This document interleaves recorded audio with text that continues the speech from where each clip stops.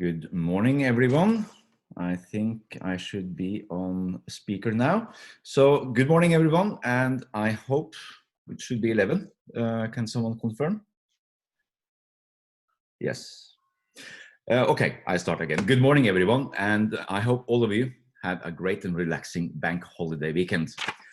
On behalf of the Danish-UK Association, Finnish-British Chamber of Commerce, British-Icelandic Chamber of Commerce, and of course, us, the NBCC, I wish you all welcome to this exciting webinar about the bank's perspective on the ESG.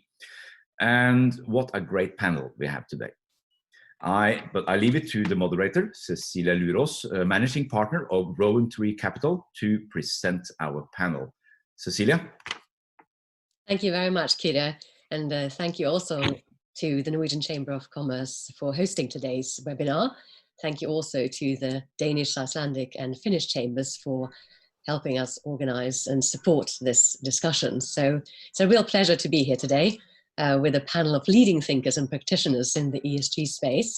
And I'm delighted to be joined this morning by Sir Roger Gifford, Chairman of SEB in the UK, also Chairman of the Green Finance Institute and former Lord Mayor of the City of London, Kristina Øgaard. Good morning. Kristina Øgaard, Head of Sustainability, Strategy and Governance at Danske Bank. Nina Ahlstrand, DNB's Head of Sustainable Finance. And Espen Raakil, Senior Private Banker with SEB in Luxembourg. So in terms of agenda, Nina Ahlstrand will introduce the subject with a slide presentation. Then we will follow on with a panel debate between our esteemed panelists on key subjects in the ESG space and from a bank's perspective and in the bank's space.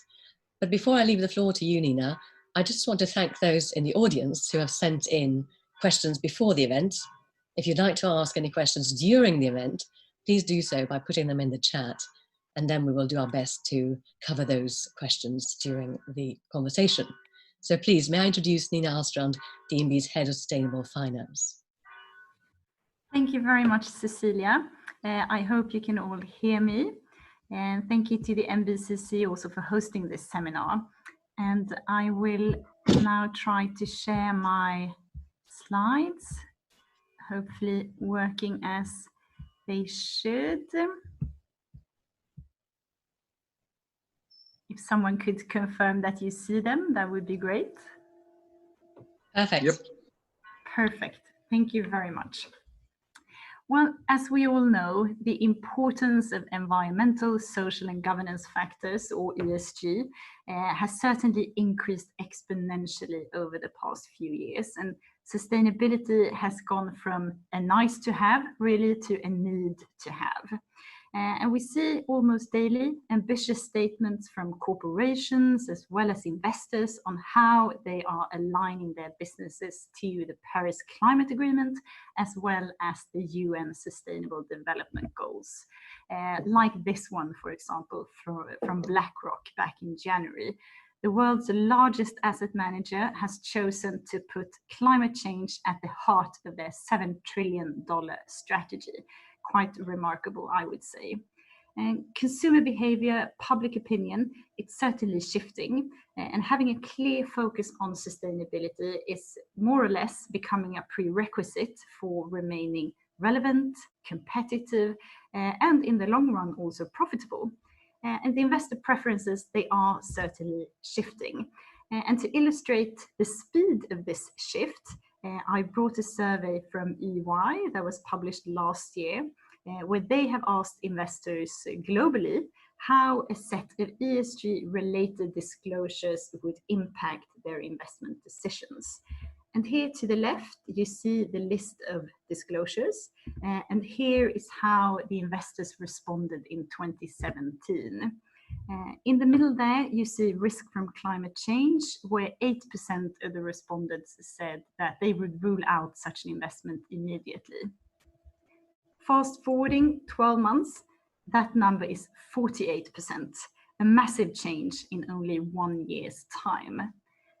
Another indicator of the importance of environmental factors is the annual global risk reports that was published by the World Economic Forum back in January.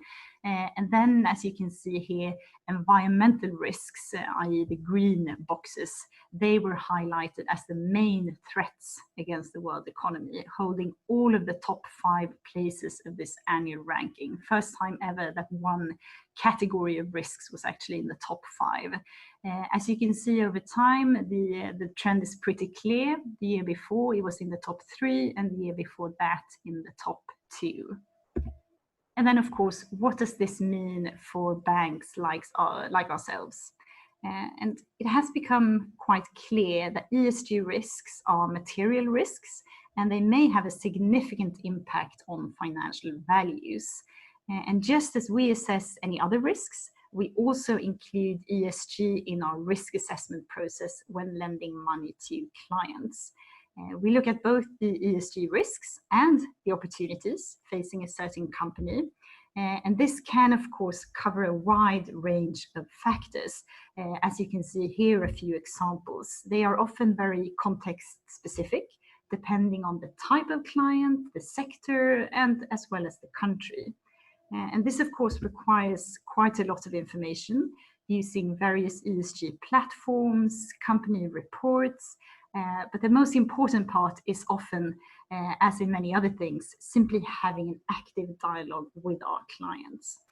And our overall aim is to assess our clients' exposure to ESG risks and how they mitigate these. And it's also important to highlight that we do not look, so we look for progress from our clients rather than perfection. We want to support businesses on their ESG journeys to promote a sustainable shift. Looking at the other side of the spectrum, with capital also comes great responsibility as well as great opportunity, really. We have the potential to promote the sustainability shift by choosing which clients to support and via the products and services we offer. And with a strong focus on ESG, it probably comes as no surprise that we've seen a significant growth in sustainable bonds and loans over the past few years. It's actually already been 13 years since the first green bond was issued, but since then several other financial products with sustainable labels have come to market. In this graph, it's a fairly busy slide, but in this graph you see annual global issuance of sustainable bonds as well as loans, and it's split into the most common categories. As you can see in the dark green part of the graph, green bonds are taking up the largest share, but diversification is certainly increasing. And as you can see, 2019 was certainly another record year.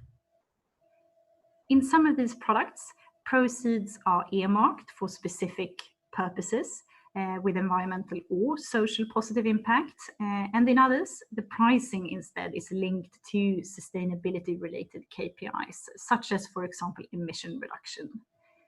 In addition to these, we have various examples also of other products, such as green mortgages for energy-efficient housing, ESG funds, sustainable working capital solutions.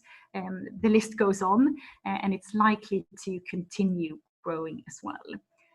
The overarching theme here is increased transparency around the product sustainability impact, something that investors are certainly becoming more and more interested in.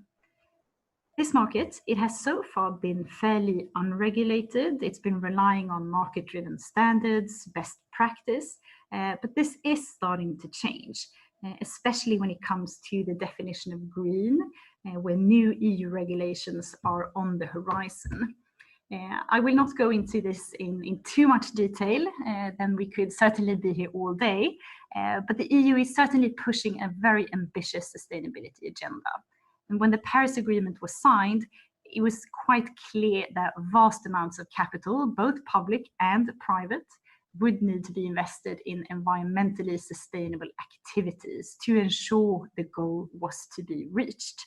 And to do so, we first, of course, all need a common understanding and definition of what an environmentally sustainable activity really is. What is the definition of green?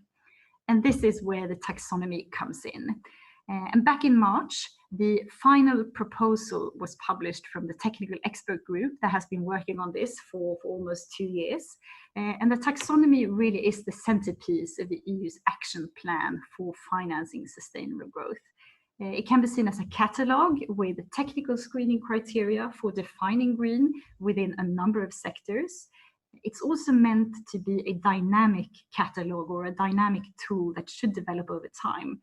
What is green today might, of course, not be so tomorrow. New technology may come into play that we know nothing about today. And also, the taxonomy regulation will have a very broad scope. It's not only about defining green for the green bond market. It will also cover all financial market participants who are offering financial products within or into the European Union. So in that sense, it will also reach beyond EU borders. And for asset managers, this means that they must either disclose the share of their assets that are aligned with the taxonomy, or simply state why EU's environmental criteria are not relevant for them.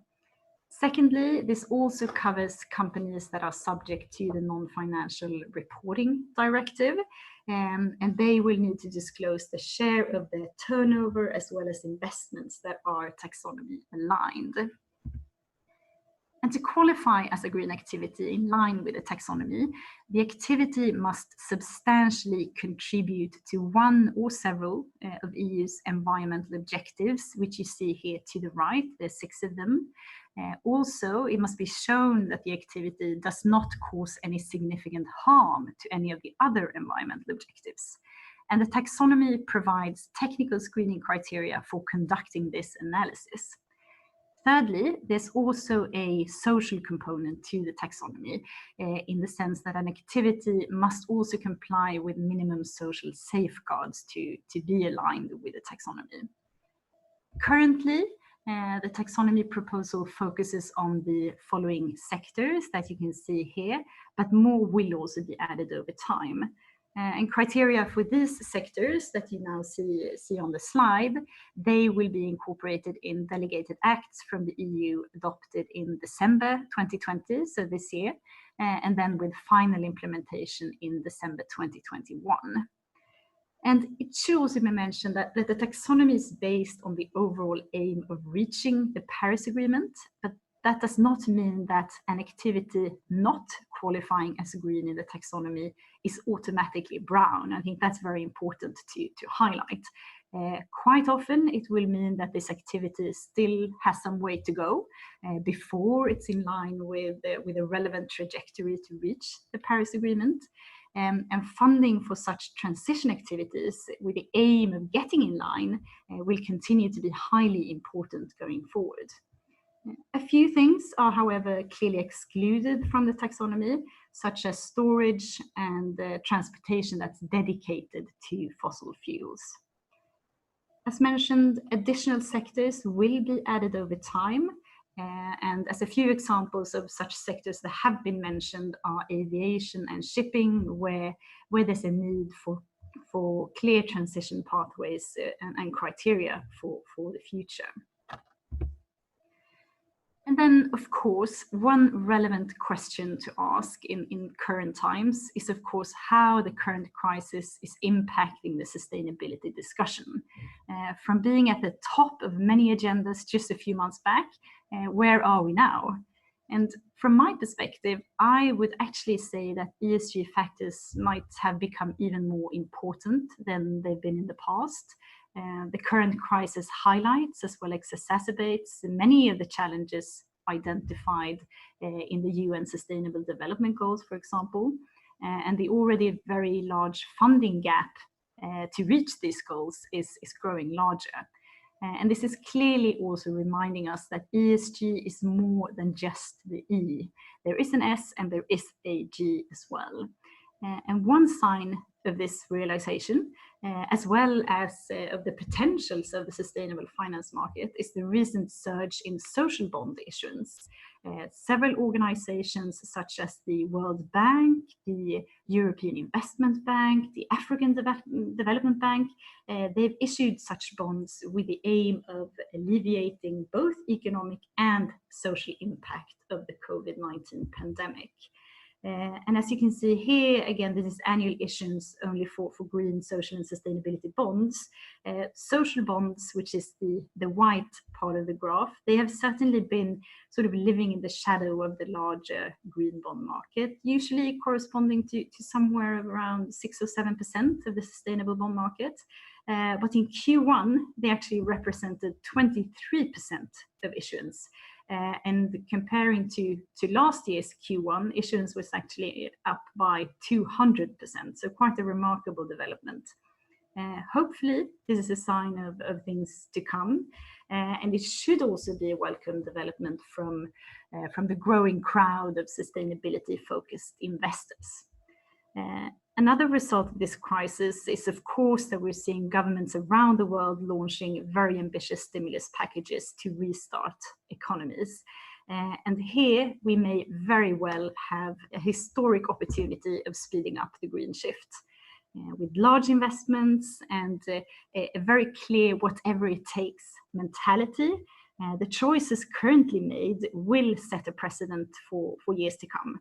And if climate ambitions are incorporated, it would clearly signal government commitment in fighting not only COVID-19, but also the ongoing climate crisis.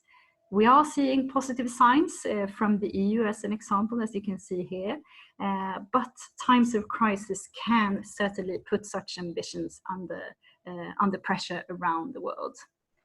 And I think I'll leave it at that, and I will hand the floor back to you, Cecilia. Thank you. Great. Thank you very much for your excellent introduction to this very vast subject, Nina. So I'd like to start our conversation today by picking up on your last point, in fact, that ESG is so much more than the E, and turn to you, Sir Roger, and then to Kristina, to hear your thoughts on not only the emergence of social financing or sustainability financing as a relevant and independent asset class in its own right, but also how you think about ESG in a post-COVID-19 world where building back for better as a mantra has shot up the political agenda. Maybe we could start with you, Sir Roger, and then hear from Kristina. Thanks very much, Cecilia. I think my video has been locked by you because I can't unlock it at my end. So you have a rather nice mugshot, not a very nice mugshot instead of the live video, but maybe I'll just try to. We'll sort that out just now. Okay. Thank you very much, and thank you, Nina, for an excellent presentation. I've already got Nina's permission to steal parts of it. I thought it was so good when I saw it in advance. Thank you very much. I mean, I think ESG has become a mantra. It started out very much as a phrase for doing good, for making the world a better place. It was particularly favored by environmental groups and others. And personally, I think each of these has now grown in its own way. And I wish we could actually separate E and the SG more than we're already doing. Really putting those, what are in a way no-brainer ideas about governance and certainly good things around social together with the very practical and important aspects of environmental where there's real risk to be measured. And I think actually it's when we changed our language about 5 years ago, at least in the city, away from doing good towards risk measurement and commercial opportunity, that we really began to get traction, I feel, with institutional investors, with banks, and particularly banks that tend to have a slightly short-term view on life, or did do. They suddenly started taking much greater interest in the whole area of potential environmental risk, an area, of course, that the insurance companies have been very active on for many, many years. But the two core principles of risk measurement and commercial opportunity are really fundamental, I think, to the whole discussion around environmental risks. Social risks are perhaps moving in that direction, but it's still more about particularly what governments and politicians would like to see happen, rather than specific risk measurement. there are risk measurements to be had there, and perhaps COVID will give us an excellent example of where we haven't had our social conditions correct, and we have seen huge risk to society as a result of COVID-19, which we were not ready for. But in the environmental space particularly, I think that there's become a realization that if there's a risk there, if we can measure it, then we can incorporate it into our financial analysis, typically credit analysis, but also equities research, bond research as well. And what really just started with financial statistics for a credit analyst now has to take climate risk into account. Nobody thought of Jaguar Land Rover as a climate risk stock or a climate risk to a banker until governments decided to change the rules around diesel engines. They wrote off $3.5 billion, the share price tanked, pension funds suffered, bankers had to re-rate them in their risk registers, and it cost us more money to lend to Jaguar Land Rover as a result of a government decision around the climate risks associated with diesel engines. So the problem for all of us has been measurement. And the risk measurement side of climate risk, and indeed it will be the same with social risk going forward and biodiversity risk, is how do we measure the risk? How do you take a 30-year risk, perhaps a 50-year risk of carbon dioxide levels, and bring it into a 3-year time perspective? And that's where what governments are doing is so important. But it's also as we get better at measuring, we get better at understanding what the risks are, then we get much better at incorporating that into our credit analysis. So I think it's a moving feast at the moment, but the ESG part is, or the E of the SG is increasingly well understood.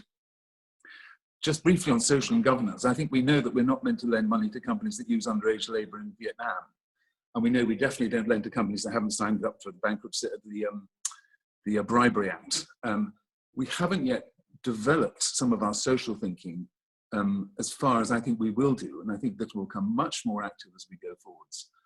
In a way, I think COVID-19 is going to accelerate that whole understanding of what's good social, good governance, good eating practices, good travel practices are going to mean for companies and for their reputations. And reputational risk, of course, is one of the key risks that we've learned to understand. If a company is in the wrong kind of business, if a company has bad practices and they're demonstrably bad, has an oil spill in the wrong place, it's a share price tax. And increasingly this is seen in the climate, particularly in the climate related area. So I think I ought to finish there before I go on too much longer. Great, thank you very much. And what about yourself, Kristina? Could we have your thoughts on the same theme, please? Yeah, thank you for that. Good flying, Sir Roger. I thought that was spot on.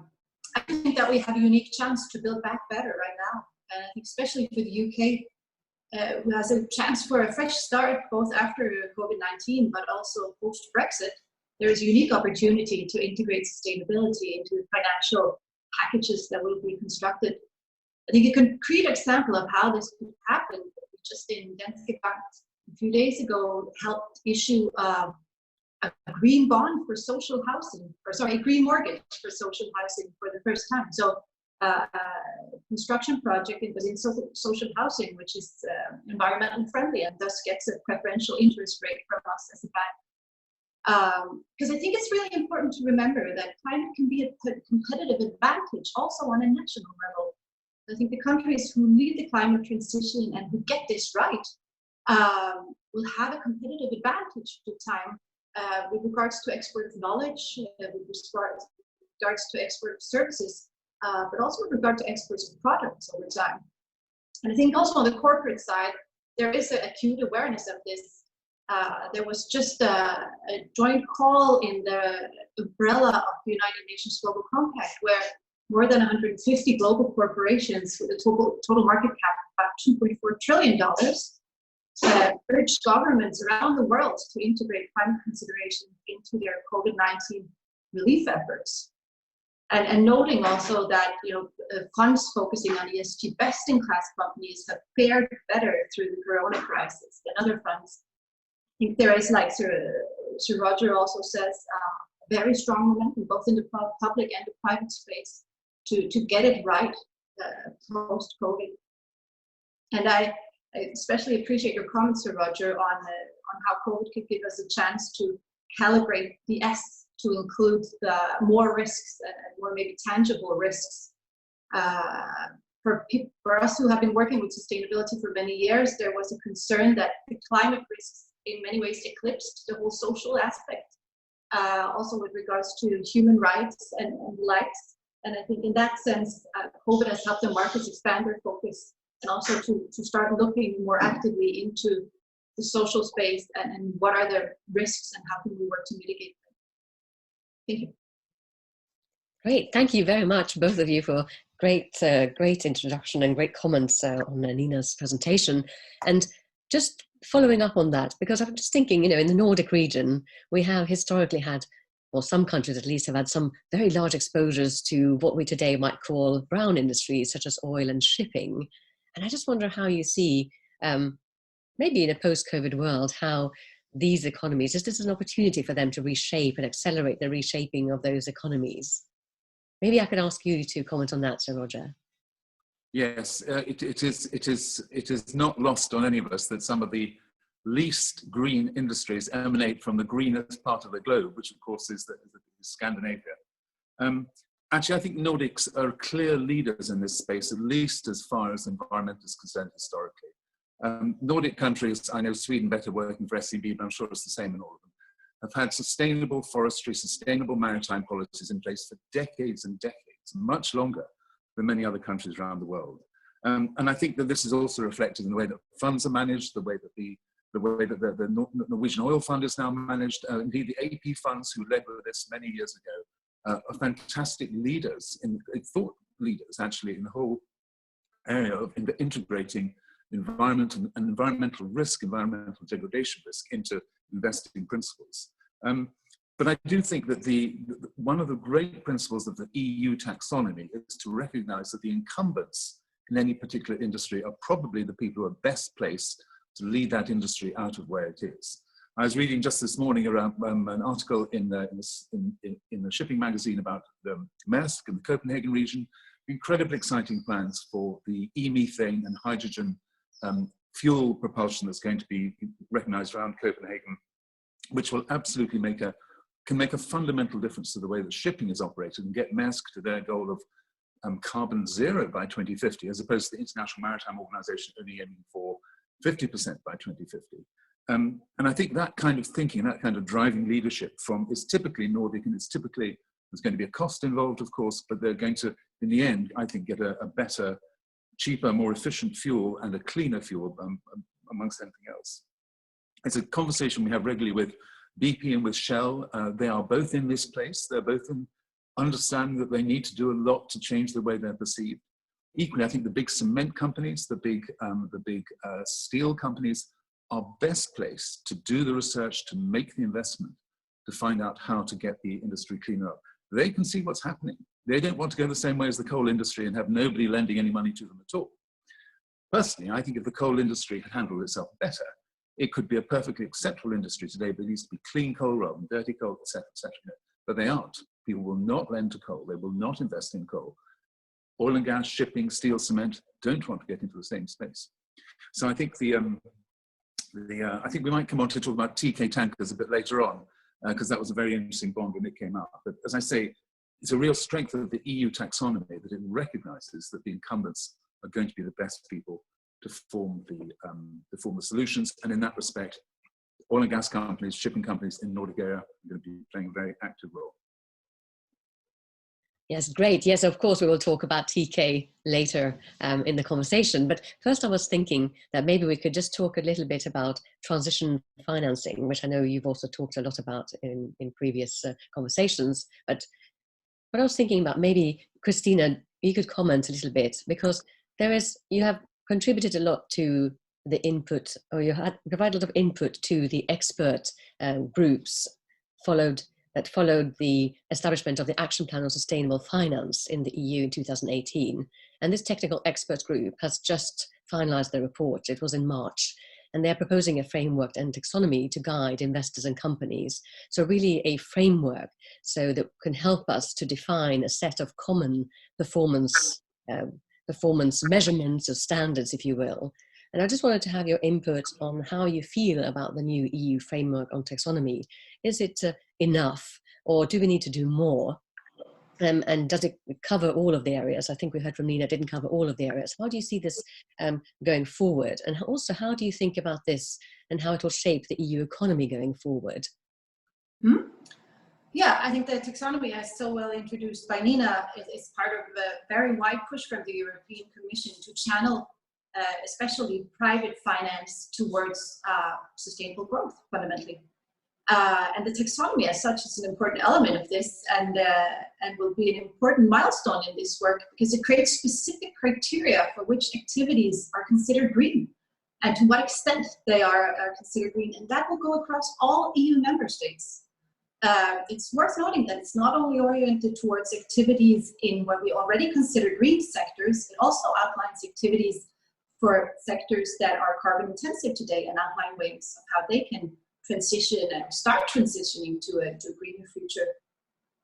But what it fundamentally does is to define a playing field where some activities are attractive and can get access to new and attractive sources of funding, whereas others are not.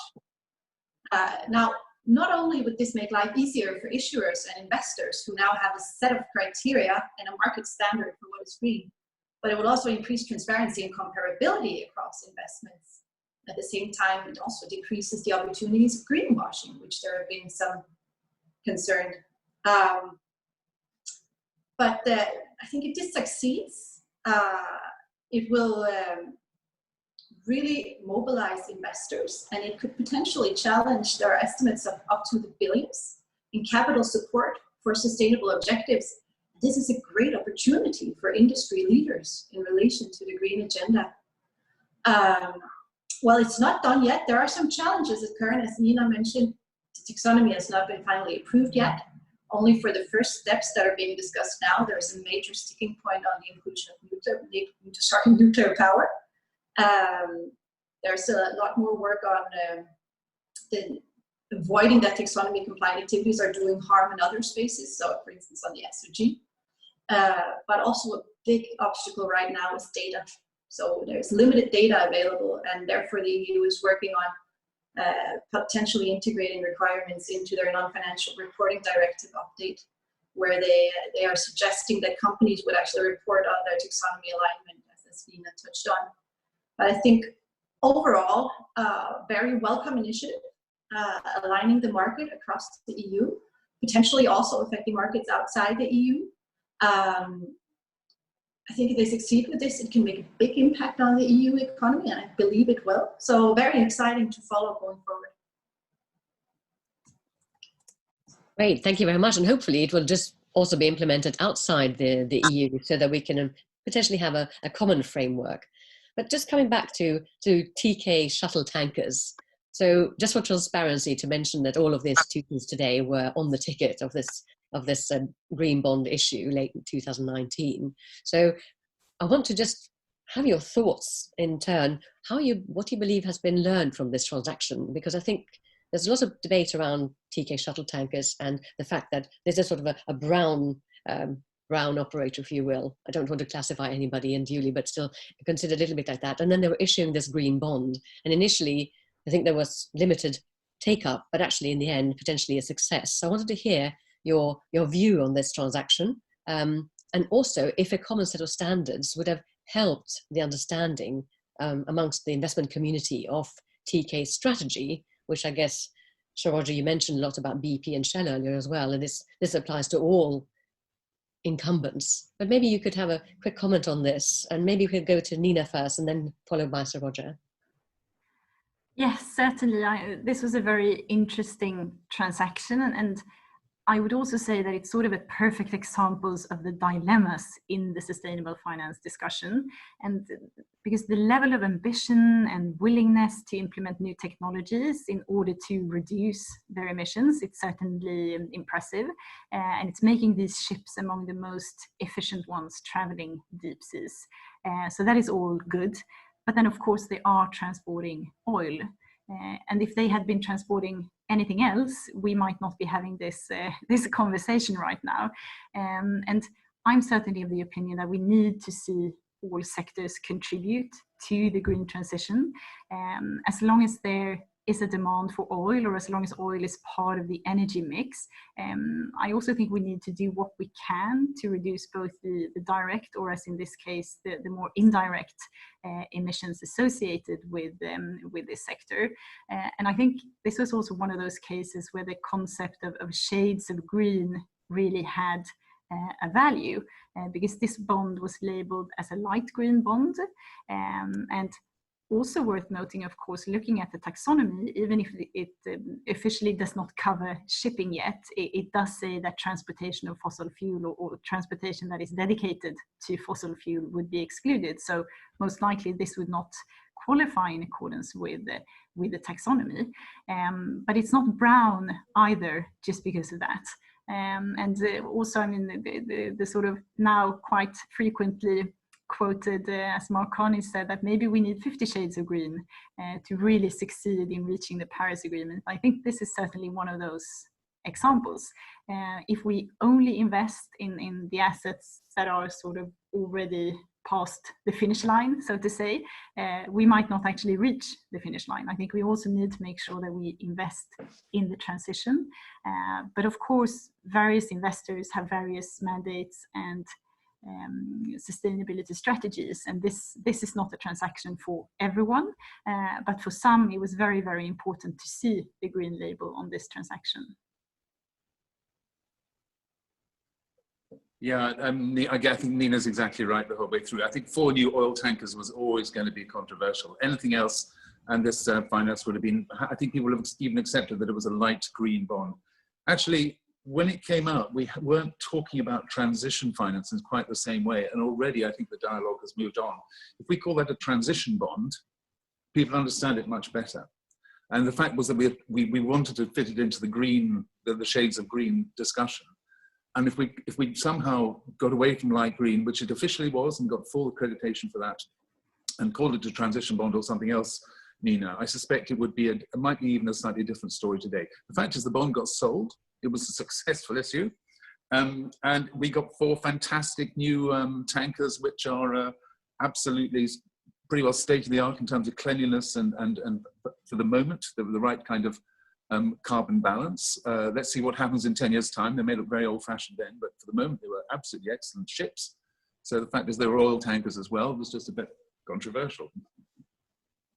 And if I can add to that also, I think sort of looking at the full context, sure, these ships are transporting oil, but they were also proving sort of new technologies commercially viable that other parts of shipping has not yet adopted, but that they will hopefully adopt going forward. And this can sort of accelerate, hopefully, that development. Yeah, it's actually the same kind of controversy we've had in China around clean coal. The Chinese market wanted to label clean coal as green bonds. And we actually, as an international community, we said, that's not acceptable. It's not going to fly for an international issue. And I suspect that maybe, Nina, this comes into a similar kind of bracket of not quite acceptable to the pure green lobby. But again, I think if it would have been relabeled transition instead, it would have been a different story. Yeah, great. Thank you very much. And then maybe just as a sort of follow up on that, maybe think a little bit about pricing. Are we at this point in time seeing that green bonds, and also these are early trends for social and sustainability bonds, but are we seeing that there is a market difference in the pricing of these bonds and issuances at this point in time, or is it a marginal difference? And just thinking about this relative to the overall market. I have a small question on the chat, just if you want to incorporate that in your answer. Someone is saying that they run a sustainable business. It's an entrepreneur who runs a sustainable business, and they're asking how they can get access to financing, because they seem to be not getting access to this, although they're running a sustainable business. I guess that comes back to how you define that. Maybe, Nina, you could answer first, and then Sir Roger, maybe you could follow up. Certainly, and if maybe starting on the pricing discussion, this is a question that of course always comes up. Is it cheaper for us to finance ourselves if we have a very clear sustainability strategy? And I think currently, if we look at the green bond or the sustainable bond market as an example, I don't necessarily think the differences are very large dependent on the specific label, but the demand from the investor side is certainly higher than supply. This may of course vary across regions, across sectors, but overall this is the general trend, and that is of course positive for issuers or borrowers, and then high demand should be able to push the price in their favor. It's always difficult to say for sure because we never have two sort of comparable transactions to compare, but we have seen some examples where we do believe that there might have been a small discount or what's usually referred to as a greenium. And I think in my opinion, I would never sort of try to guarantee an issuer or a borrower that funding will be cheaper. I'm definitely confident that it will not be more expensive if it's labeled green or if you have a very clear sustainability strategy. Looking at the investor community and where sort of capital is shifting really, I think this is a matter of access to capital. If you do not have a credible sustainability story to tell your investors, I think you will not have the same access to capital going forward, and financing will simply be more expensive. So rather there will be sort of more expensive if you are not showing a green profile rather than there being a specific green discount. And then also in regards to the question that was put forward from the audience perspective, I think when we talk about green bonds, that is of course a market that is more focused on larger companies with sort of established track records. They might have issued regular bonds for years already, and then sort of the step into the green bond market is not very big. But I think here banks of course have a very important role with their lending operations, where we of course reach clients of all sizes to ensure that we also focus on the sustainability track, irrespective of type of client, irrespective of sector or size really. Great. Yeah, I think as Nina says, green has never been priced higher than an ordinary bond. It's been same yield, same credit all the way through. But equally, in a few instances, it hasn't been priced cheaper. There have been one or two issues, like for Rabobank, when they came deliberately through the curve of the bond, which did get sold. But on the whole, the pricing has remained at around the same level. And that's because I think people who are not actually in the financial risk business inside a bank or inside an institution have a problem attributing value to that greenness over and above the basic finances of the bond. But as I say, I think we'll see more and more bonds coming, which otherwise couldn't get sold or will have extra demand as a result of their greenness, which we've already seen. Certainly in the secondary market, there's a clear distinction in favor of green bonds. They trade better, they have stickier investors, and they don't trade as much because people want to hold on to them, so the price has been better. So from an institutional point of view, and I'll be very interested to hear Espen's answer to this too, there's been an advantage in holding green bonds, even if you aren't getting them cheaper at the very beginning of it. When it comes to financing large and small, there are several companies, certainly in the UK, I'm sure they're in Scandinavia too, companies like Abundance, which are doing crowdfunding for small green projects, particularly around new energy, around municipalities around the country. And many of these deals are 1, 2, 3, 5 million pound sums. They've done well over 100 million pounds worth now in the last few years, which are very much green. But it's green never replaces credit. The basic credit quality, the business plan, and the financials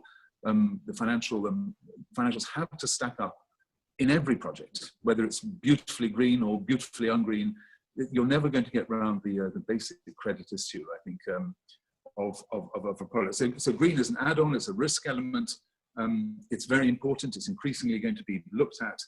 I might say to the question from the audience, it may not be a very good time right now to look for new money, particularly in the debt area, whilst banks are absolutely struggling to meet all the commitments that they've been given under the government and to support existing clients. It may just be a tough time to do that. Yes, it's true. It is a very tough time, but I think you see a tough time also in many other markets, even in private equity markets, etc. It's just virtually closed for anything which is not COVID related, potentially. But I think that would be an interesting transition, in fact, into the world of investments. And we haven't heard yet from Espen, so this would be a great opportunity to hear from you as an expert in wealthy private individuals or the investments of wealthy private individuals and multi-generational family offices.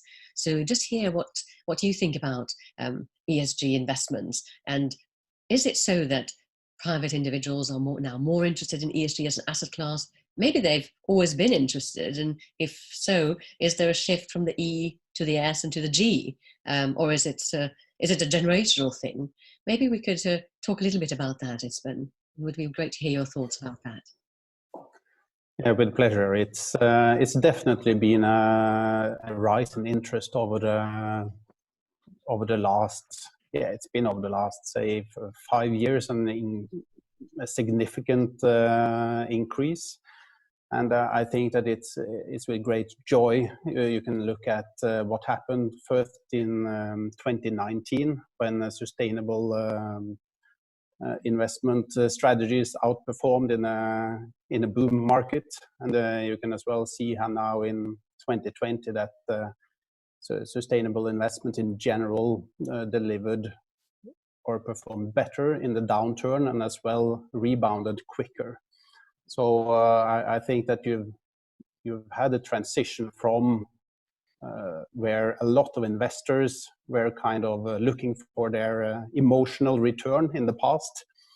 To now be in a situation where you actually see that this is a sector where you not only can do good, but you actually can have a better risk return profile on your portfolio. What has well been very welcome, and I think that here all banks and players have done a great job to make sure that the investment universe is now much larger, and in the last couple of years it's been much easier to establish a total portfolio in different asset classes that has a relatively high degree of ESG or sustainable focus. We've been running an impact portfolio for some 5-10 years, and in the beginning it was difficult to fill it. But nowadays it's a good universe, and you can fill it with our standards.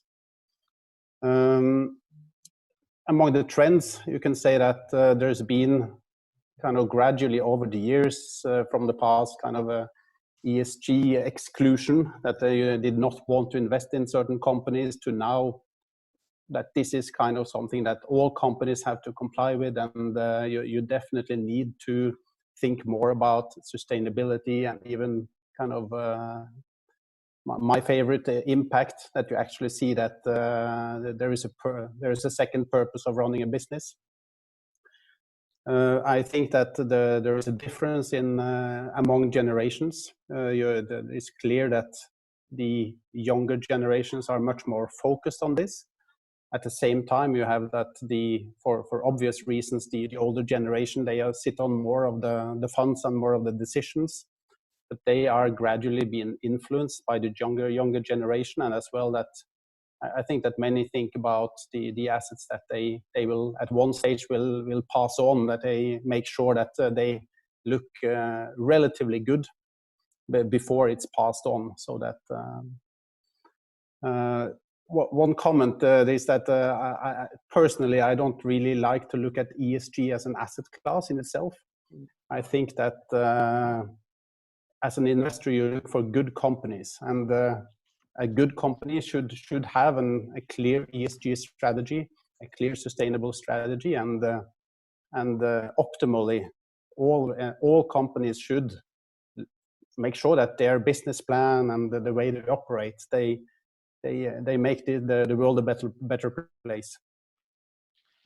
Yeah, thank you very much. Lots of thoughts to reflect on there, and just maybe taking what you said about penalties. So maybe some investors are today choosing not to invest in some companies if they don't feel that their visions or missions aren't aligned with their own. But if we just turn to the banks specifically, and banks obviously have a slightly different role to normal companies, and then thinking about French bank Natixis, they announced a green weighting factor model for their commercial lending operations last year.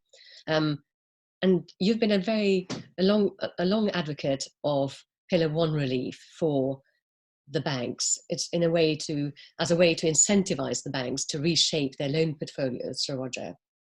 Can I ask you how you think about Natixis' move to introduce this? If this is going to be something that other banks will also do when they think about lending, or if it will be so, for example, that investors will start to favor banks such as Natixis that have imposed this on themselves. And then as a follow-up to that, really, we're on the brink, well, this is a personal opinion, but I think we're on the brink of a large recession. And we have seen banks announce massive provisions during the Q1 reporting season. Now, regulators are, how do you think that they feel comfortable at this point in time to incorporate a more dynamic green RWA measurement into the regulatory models and give banks such as Natixis the benefit of this, even if investors might? How are you thinking about this? Yeah, to take the second question first, yes, I think the regulators will, because the regulators, they can smell the coffee. They can absolutely tell that if we'd been better prepared for CV19, if we had models for society in place, if we'd had all the various bits in place, we would not be in the situation we are now. Just imagine what happens if we're not ready for real climate change action when it comes in terms of floods or storms or weather pattern changes. So I think our conversations with the regulators, and with direct conversations with the Bank of England on this, are that their heads are in the right place. But every bank has its own way of integrating its own and measuring and dishing out its own credit risk assessment. I'm not sure how financial the whole audience is, so maybe just 1 second on capital weightings. Yes, when a bank makes a loan, it ascribes a certain amount of capital to that loan in order to back the loan up. The lower the risk, the less capital it has to apply. That's part of the risk weighting categories that we have. And so, a risk category 8 is going to be less expensive to have, or we get a better margin from at the same level than a risk category 15, which is practically bankrupt. Risk category 1, we put almost no capital into behind it, just to give that.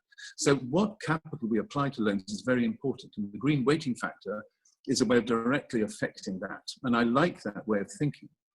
We as a bank would work differently with our risk weightings than Natixis is clearly doing with its, but maybe we will end up with a similar kind of language and similar kind of way of looking at it. I'm certainly very keen to see Pillar 1 adjustments, but again, it has to go through every bank's assessment, and if it's done correctly according to the bank's own way, there's no reason at all the regulators won't take account of that.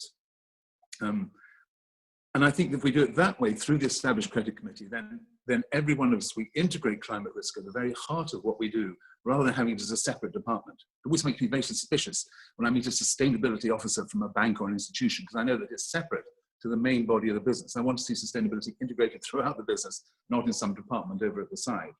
So we clearly want climate risk integrated at the very heart, so the capital weighting is a very important tool that we have to make better companies go in a better direction.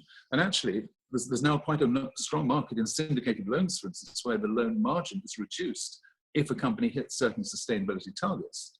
So it's directly linking into that, meaning that we will give them a less expensive loan if they hit sustainability targets, meaning that internally we were effectively re-rating the risk of that particular company. Normally the margin difference is rather small, but it's an example of where we're heading. So I do like the way of thinking. I'm very pro Pillar 1 adjustments to capital. Great. And then maybe we just go to a specific case and hear from Kristina, because in 2018, in a time of deep turbulence for Danske Bank, you took on your new role as Head of Sustainability, Strategy and Governance. So with the aim, the part of your role is, of course, to integrate in the ESG considerations into the core governance processes across the bank, as Sir Roger mentioned, and also shape Danske Bank's future group strategy. I'm quite interested in hearing you talk a little bit about the measures that you have put in place since you started this work, and also share with us your vision for how the future bank, or a future bank, might look like. Yeah, thank you, Cecilia. It's no secret that Danske Bank has been through a very tough time with regard to our AML scandal in 2018. I think it was particularly hard on us as employees, realizing that not only had the bank broken the law, but also that we have broken the trust of our stakeholders, our customers, of our employees for that matter, and also of society wide. Since then, we have taken a number of measures. All employees involved in the money laundering case have been relieved of duty. We have a new chairman of the board, and largely a new board of directors. We have a new CEO, and largely a new executive leadership team. We have a new head of compliance reporting directly to the CEO. We built an organization of about 2,500 employees by now, working to combat financial crime, and also committed to investing heavily in IT to ensure that we minimize human errors. In this connection, we closed down our operations in Baltic and Russia. But what we've also agreed is that it's the head of compliance's job to deal with the cleanup of that AML crisis, but also to ensure that it doesn't happen again, while my team is focusing more on the broader definition of sustainability.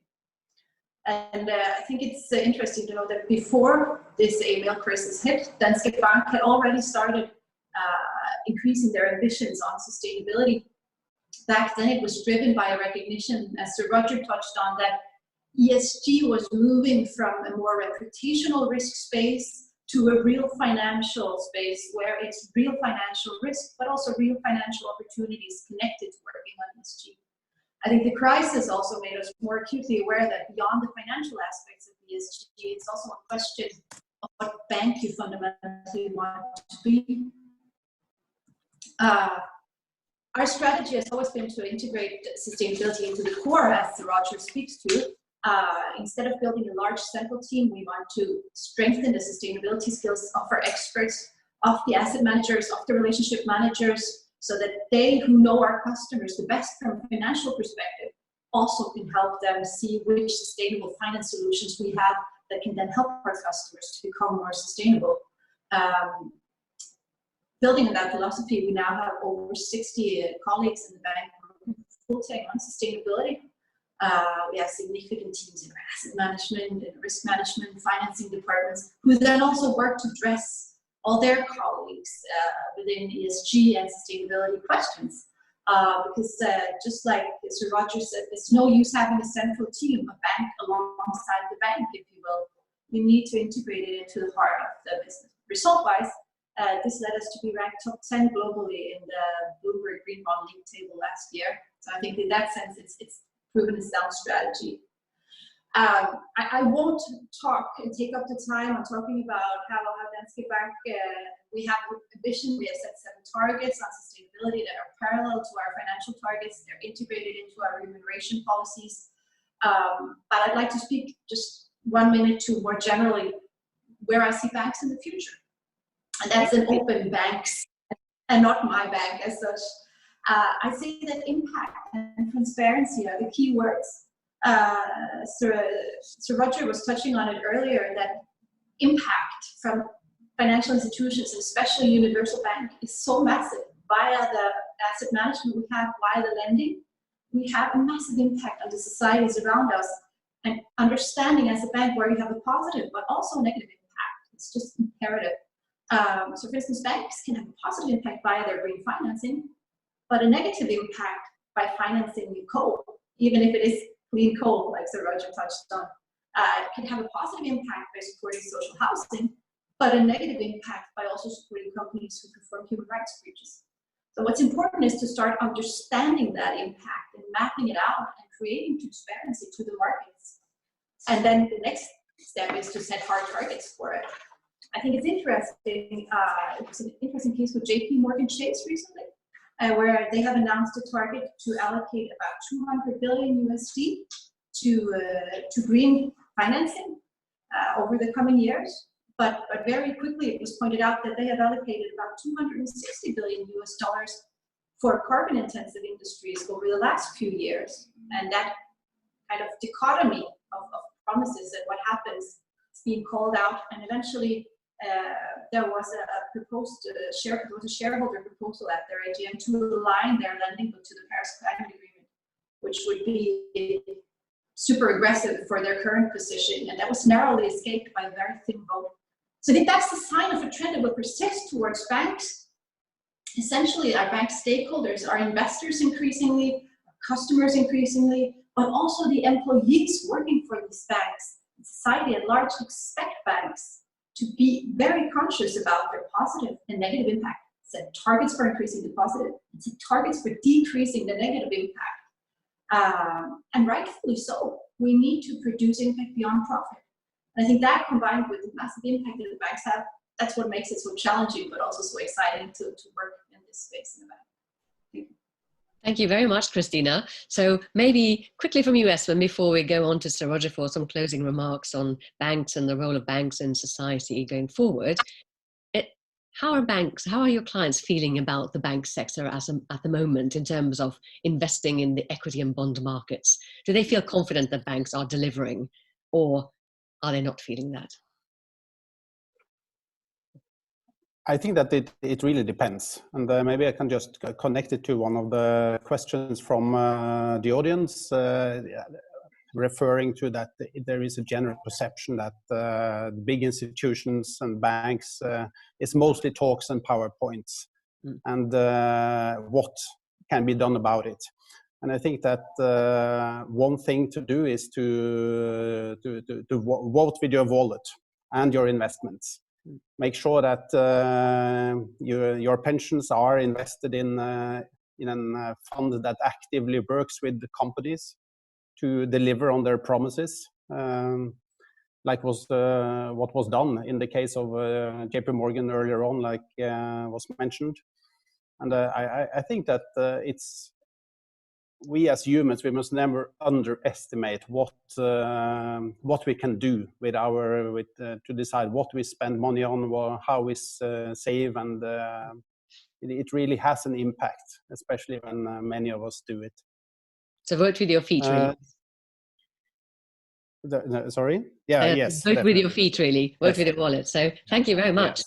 And so maybe I can then turn to Sir Roger and just think about, to end today's conversation, a little bit about the behavior and the role of banks in society. Because there's increasing recognition amongst bank management teams that they have a wider role to play in society. And the Green Finance Institute, of which you're the chairman, published a report earlier this week on financing energy efficient buildings, for example, that we talked a little bit about earlier. But thinking a little bit about banks, they're reshaping their lending portfolios, but how do you weigh up the cost to society of potentially higher unemployment from lending portfolios pushing so-called brown industries to the exit, and then the mass reskilling you need to push green industries? So basically, how do you weigh up the social towards the push for green? Maybe I could have your closing thoughts on this, Sir Roger. Well, thank you. And I don't know why I'm the one to be privileged to give closing thoughts, because I thought sure Nina's and others can Kristina can do an equally or better job than I can. But thank you very much for the opportunity to mention perhaps some of the work the City of London has been doing in here. Do you know CV19 was predictable? Many scientists have been saying for years that CV19 was coming along. And the way that we live nowadays, the way that the air pollution in our major cities works, the increase in obesity leading to diabetes, all of these are factors, the way that we live, in making the CV19 much worse. It was predictable, and the cost to society is huge as a result in terms of unemployment. So I think when we talk about green, which has been slightly pushed to the side in the last few months, but it will come roaring back because it remains a major issue. We can learn from CV19 that not to allow great thinking around science and the predictions that people are making just to be ignored. So I think there will be a cost, but that's why I would be personally very keen to see incumbents in the industry, in each industry, working to find the solutions that they've done, exactly like Ørsted has done. Good old Danish oil and natural gas, like they have done in Norway and Equinor in Denmark and Equinor in Norway and others too. Making change happen before it's pushed upon them to do so, or at least as it's being pushed by society to do so. So that's really where governments are so important, and why I do think the work that we're doing between the City of London and the Treasury, the Bays, on the Green Finance Institute is in exactly that space. And thank you, Søren, for a very good question, for having read the CEEB report, the Coalition on the Energy Efficiency of Buildings, and for asking an excellent question. We very much hope the banks will be taking this up. The report is currently with government, and it will be hopefully rolled out and enacted, and we hope the banks will come roaring into this space to help make buildings more efficient. We will then, at the same time, we're looking at a number of other areas, including, as Kura knows, we've been talking about shipping, but we're moving quite swiftly on electrical vehicles, on biodiversity, and on trade where we source our products and the impact that that has on biodiversity. So that's what GFI is doing, and I'm privileged to chair that, having chaired the government's task force on green finance last year. And it's the first major report we produced on the CEEB. It's now with government. It's really about bringing the theoretical, the nice ideas of what we should do into the practical arena of how people live. We want to transform people's lives and the way that society operates by giving them the opportunity, the reasonable commercial opportunity to get into the right space. It doesn't have to be too costly for them. We want it to be a smooth transition, but we want the transition to happen. And I think for all of us bankers to answer that question, what we're really seeing is a repurposing of money. Money which has traditionally been lent without a specific cause, or if it's a cause, it's only seen between the bank and the borrower. Money is now labeled. And this is a direct result, I think, of the reputational risk that we all suffered in 2008-2009 financial crash.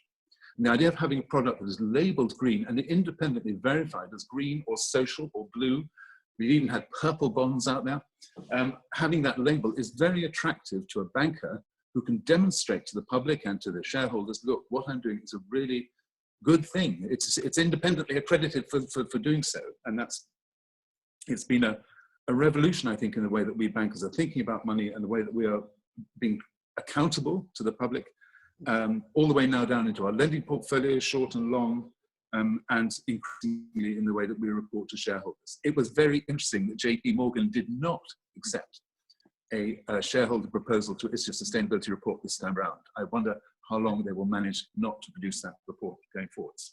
But in all of this, if I was to close, I would say the Nordics have been real leaders. I would say to people, the reason that Sweden and Norway and Denmark are so good in this space is it's so bloody cold all winter.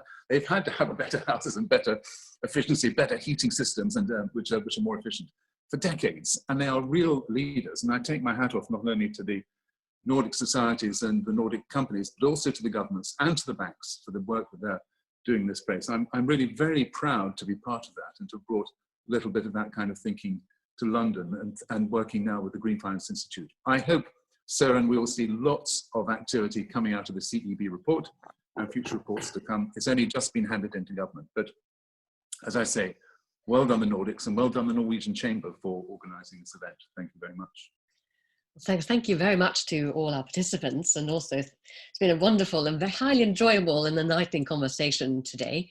So thank you very much, and maybe Kira, you would like to say some final remarks? Yes, thank you very much. Thank you so much for the amazing panel. It is for a non-banker, it was very interesting, and the ESG is a very important topic. So we will get back with a series of webinars in the ESG series. Again, thank you so much for participating. Thank you, Cecilia, for leading the panel to have a civilized discussions. And for all the participants, thank you so much. If any one of you have any questions in the aftermath of this, please send them to us at info@nbcc.uk, nbcc.uk.com, and we will forward it to the appropriate person on the panel. So thank you again. The panel, I would like to have you 5 minutes alone when everyone has left.